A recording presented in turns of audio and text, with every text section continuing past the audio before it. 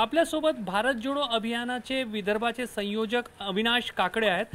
अविनाशजी, नुकतंच श्याम मानव नागपुरात होते आणि त्यांनी पुरोगामी संघटनांचा मेळावा घेतला आणि त्याच्यामध्ये अनेक संघटनांनी मिळून निर्णय घेतला की येणाऱ्या विधानसभा निवडणुकीच्या अनुषंगाने ते महाविकास आघाडीला समर्थन देणार आहेत।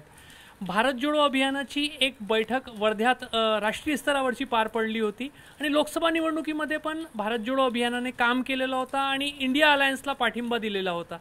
विधानसभा निवडणुकीमध्ये भारत जोडो अभियानाची भूमिका कशी राहणार आहे? विधानसभा निवडणुकीमध्ये पण भारत जोडोनी राष्ट्रीय स्तरावर जी भूमिका घेतली होती तीच भूमिका आम्ही यावेळी पण घेणार आहोत आणि महाराष्ट्रामध्ये महाविकास आघाडीला संपूर्ण समर्थन आम्ही देणार आहोत। फक्त यावेळी एकच गोष्ट आम्ही करणार आहोत की जनतेचा जाहीरनामा भारत जोडो अभियानाच्या महाराष्ट्रभरातल्या लोकांच्या मार्फत ज्या मागण्या आलेल्या आहेत लोकांच्या मार्फत त्याच्या अंतर्गत आम्ही जो जाहीरनामा आम्ही प्रकाशित केलेला आहे त्या जाहीरनाम्याच्या अनुरूप महाविकास आघाडीने उमेदवार द्यावे आणि कार्यक्रम किंवा जाहीरनामा त्यांचा तयार करावा ही आमची मागणी आहे। पण त्याचा आग्रह आम्ही धरणार नाही, पण त्या पद्धतीने त्यांनी विचार करावा एवढी मात्र मागणी आम्ही करत आहोत। कशा पद्धतीने महाविकास आघाडीला भारत जोडो अभियानचे जे वेगवेगळे संघटना अनेक संघटनांचा हा एक समूह बनलेला आहे,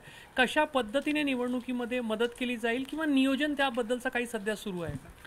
आम्ही सर्व स्तरावर मदत करणार आहोत आणि त्यांना शक्यतोवर काही जागांवर आम्ही सुचवणार पण आहोत की उमेदवार कसे असले पाहिजेत।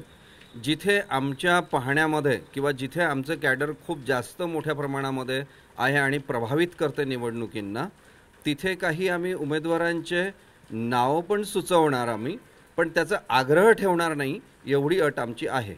आणि ते करत असताना आमच्या कमिट्या विधानसभा स्तरावरच्या आहोत।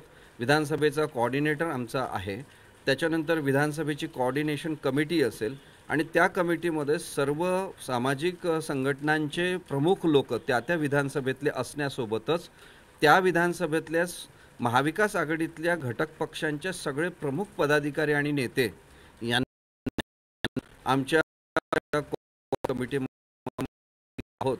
आणि निवडणुकांच्या आधी निवडणुका घोषित आणि उमेदवार निवडून यायचं आहे की अजून 1.5 महिना अजून वेळ आहे। या 1.5 महिन्याचं संपूर्ण काम प्रशिक्षण महाविकास आघाडीच्या भारत जोडोच्या अंतर्गत करणार आहोत। महाविकास आघाडीमध्ये 3 आणि अनेक राजकारणात आहे, त्यांच्या कॅडरला तुम्ही भारत जोडो अभियानामध्ये प्रशिक्षण देणारे तज्ञ लोक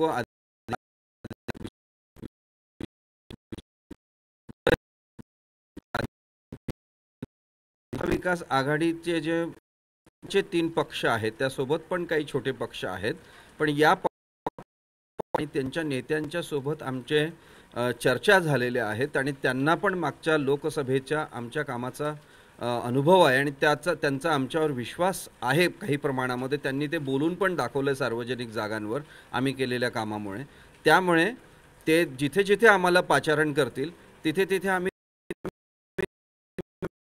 बरोबरीनं आमच्या कार्यकर्त्यांचं प्रशिक्षण आणि त्याचं जागरण म्हणजे ज्याला आपण म्हणतो मतदार जागृती अभियान हे मोठ्या प्रमाणामध्ये आम्ही करणार आहोत। हे प्रशिक्षण कशा पद्धतीने काय काय प्रशिक्षण दिलं जाईल?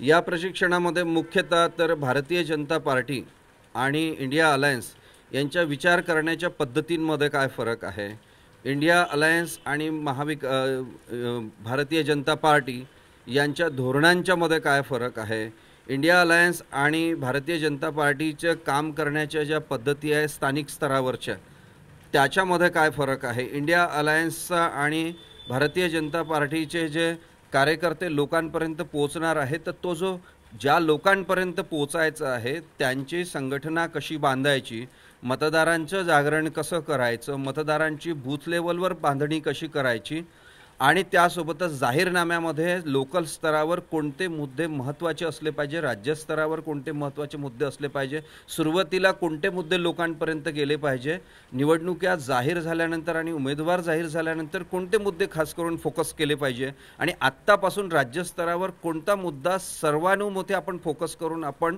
एकूण भारतीय जनता पार्टीचं जे हे सरकार आहे त्याला, जे संविधान विरोधी आणि लोकशाही विरोधी सरकार म्हणतो आम्ही, त्याला कसं टार्गेट करता येईल ह्याच्या बाबतीत आमचं सर्वांचं एकमत आहे. जेव्हा वर्ध्यात तुमचं आता नॅशनल कन्व्हेन्शन राष्ट्रीय कार्यकारिणीची बैठक झाली, त्याच्यामध्ये लोकसभा निवडणुकीचा आढावा घेण्यात आला. काय अंदाज आला लोकसभा निवडणुकीमध्ये भारत जोडो अभियानाचं योगदान काय राहिला? किती जागांवर इंडिया अलायन्सच्या यशामागे भारत जोडो अभियानाचं योगदान तुम्हाला वाटतं? नाही, भारत जोडो अभियाननी जवळजवळ 125च्या वर लोकसभा मतदारसंघांमध्ये देशभरामध्ये काम केलं. महाराष्ट्रामध्ये जवळजवळ 25-26 मतदारसंघांमध्ये आम्ही काम केलं आणि आपल्याला असं लक्षात येतं की महाराष्ट्रामध्ये पण 30-31 जागांवर महाविकास आघाडीचे लोक निवडून आले आणि देशभरामध्ये पण जवळपास आम्ही जिथे काम केलेलं आहे त्याच्यापैकी जवळजवळ 77-78 जागांवर इंडिया अलायन्सचे लोक निवडून आले.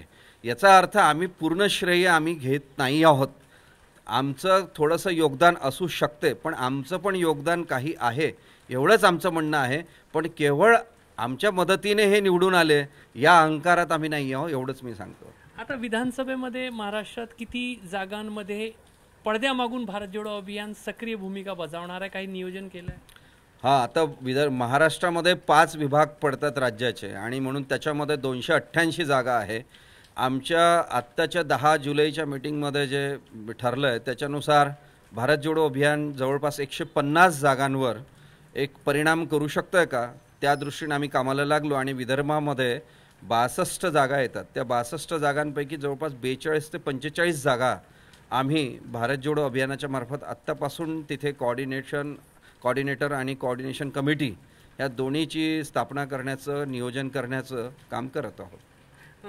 जाहीरनामा जो असणार आहे, म्हणजे जनतेचा जाहीरनामा जो आहे, तुम्ही सगळ्या संघटनांचा एक आहे. काही प्रमुख मुद्दे महाविकास आघाडीने त्यांचे जाहीरनाम्यात घ्यावं असं काही प्रयत्न राहणार आहे? हो, शेतकऱ्यांचे प्रश्न आहेत, बेरोजगारांचे प्रश्न आहे, महिलांचे प्रश्न आहे, शिक्षणाचे प्रश्न आहेत आणि आत्ता जो अधिनियम हे सरकार आणत आहे, विशेष जनसुरक्षा अधिनियम, ह्याच्यामध्ये सरसकट आंदोलन करणारे आणि ज्याला सरकारच्या धोरणांचा विरोध करणाऱ्या लोकांना तुम्ही अर्बन नक्षल म्हणणार आहात जे आहेत. तर या पद्धतीने जर देशाच्या 75व्या गणराज्याच्या वर्षी जे आहे सरळ लोकशाहीच्या आणि घटनेच्या मधले, ज्याला आपण म्हणतो फंडामेंटल राईट्सचं जर व्हायोलेशन सरकार करणार असेल आणि घटनाविरोधी कायदा आणण्याचं जर मानस सरकारमध्ये असेल, तर अशा प्रकारचे कायदे देशामध्ये कधीच येऊ नये. लोकशाहीमध्ये अशा पद्धतीने काही कायदे करता येईल का, नियम करता येईल का, तरतुदी करता येईल का, असं पण आम्ही त्याच्यामध्ये म्हणतो आहे. आणि शेतकऱ्यांच्या संदर्भाने जे भावांतराचा कायदा आहे की बाबा उत्पादन खर्चाचं MSP जो ठरणार आहे, तर राज्य सरकारने पण केंद्र सरकारला सांगावं की MSPचा कायदा तयार झाला पाहिजे आणि MSP केंद्राचा आणि राज्याचा जो उत्पादन खर्च आहे याच्यामध्ये जे अंतर आहे त्याचा उत्पादन खर्चामधला जो भावांतर आहे ते देण्याचं काम राज्य सरकारने केलं पाहिजे आणि त्याचं कायद्यामध्ये रूपांतरण केलं पाहिजे असं पण आम्ही त्यांना म्हणतोय. त्यासोबतच या गावागावांमध्ये असे लोक आहेत 30-40% की जे वर्षानुवर्ष घरांमध्ये राहतात, पण त्यांच्या घरांचे झोपड्यांचे पट्टे त्यांच्या नावावर झालेले आणि त्यांना घरकुलाचे पैसे मिळत नाही. ते आलेले पैसे परत जातात आणि ते पैसे पण खूप तोडके आहेत.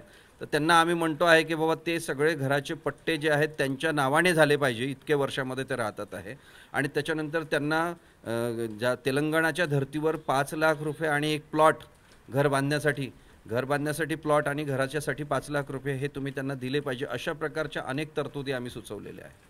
अखेरचा प्रश्न, भारत जोडो अभियान हा एक प्रयत्न आहे, तशाच पद्धतीने लोकसभा निवडणुकीच्या पार्श्वभूमीवर निर्भय बनो एक चळवळ महाराष्ट्राने पाहिली होती.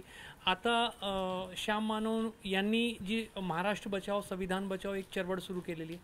हे तिन्ही प्रयत्न स्वतंत्ररित्या चालणार आहे की हे एकत्रितरित्या हातात हात घालून चालणार आहे? हे तिन्ही प्रयत्न महाराष्ट्राला बचाव म्हणजे महाराष्ट्राला वाचवण्यासाठी आहे, सांप्रदायिक शक्तींपासून आणि हुकुमशाही शक्तीपासून. त्याच्यामुळे ते एकाच वेळी बरोबरीने सोबत पण आहे आणि स्वतंत्र पण आहे. कारण काय आहे की या तिन्ही गोष्टींमध्ये, तिन्ही अभियानं जे आहेत, भारत जोडो, निर्भय बनो, महाराष्ट्र बचाओ, हे एक दुसऱ्याचे सहकारी असले तरी तिघांच्या पण काम करण्याच्या पद्धती, काम करण्याचे स्वरूप हे वेगवेगळे आहेत. आणि त्याच्यामुळे त्यांचं स्वरूप वेगळं असल्यामुळे आणि पद्धती वेगळ्या असल्यामुळे हे, आणि पण उद्दिष्ट एक आहे तिघांचंही. उद्दिष्ट हे एकच आहे की वर्तमान भारतीय जनता पार्टीचं सरकार पाडणे.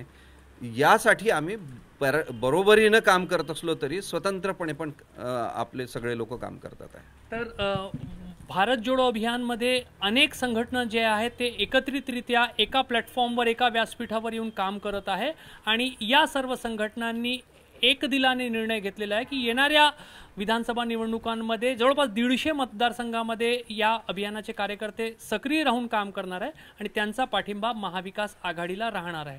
कॅमेरामॅन अतुल हिरडेसह रजत वसिष्ठ, एबीपी माझा, नागपूर. एबीपी माझा, उघडा डोळे बघा नीट.